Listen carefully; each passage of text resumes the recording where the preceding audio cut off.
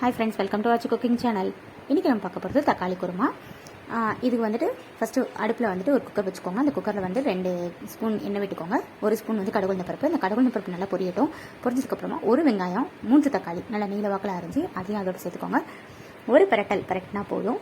அதுக்கப்புறமா வந்துட்டு தேவையான உப்பு சேர்த்துக்கலாம்.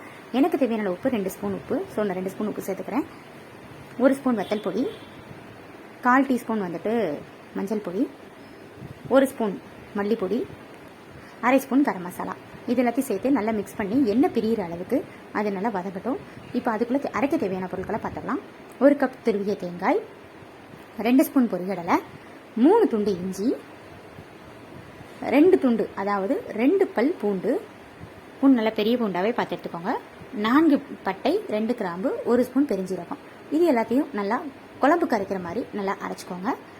ஃபைன் பேஸ்ட்டாகவும் இல்லாமல் நார்மலாகவும் இல்லாமல் அரைச்சிக்கோங்க.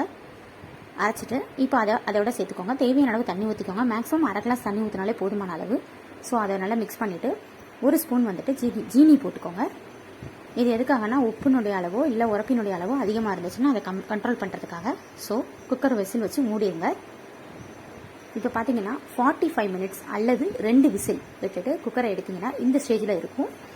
இது வந்து உங்களுக்கு இந்த கன்சிஸ்டன்சி பத்தலை, அதாவது தண்ணியாக இன்னும் வேணும் அப்படின்னா நீங்கள் தேவையான அளவு சூடான பாலோ இல்லை சூடான வெந்நியோ ஊற்றிக்கலாம்.